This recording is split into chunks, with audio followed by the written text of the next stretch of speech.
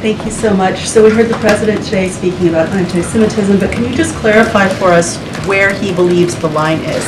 Is it anti-Semitic in the President's view to express harsh criticism of the Israeli government or its actions? Where is the line?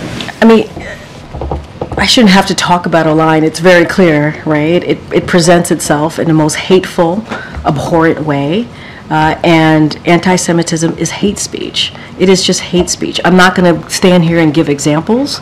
That's not something I'm going to do, but it is obvious when you have hateful rhetoric, when you have the type of speech where you are attacking a community, we should call that out. Or violent speech.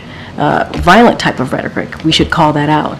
I'm not going to stand here and lay out a line here. That's not what we're going to do, but it is very clear when we hear anti-Semitism. It is very clear when we hear language that is anti-Israel. It is very clear when we hear language that is anti-Muslim, anti-Palestinian. It is hate.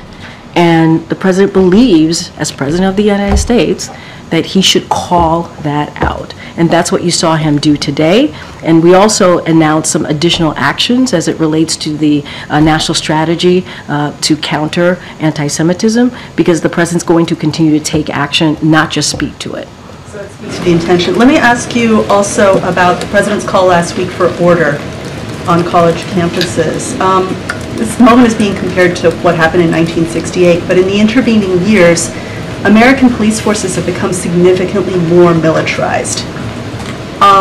Did the White House provide any guidance for police departments around the country as to what order means and what actions they should and should not take, or are you leaving them to interpret that?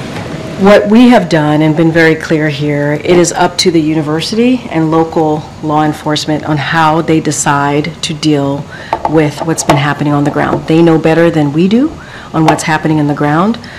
We have been very clear. We believe all Americans should have the right to peacefully protest within the law. You heard that from the President last week. You've heard that from me. You've heard that from others here in this administration.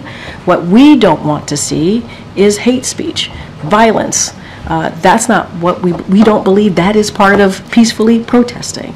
And so we're going to continue to be clear about that, but we leave the actions and how universities decide how to move forward to them. They know what's going on the ground, and they know how to move forward.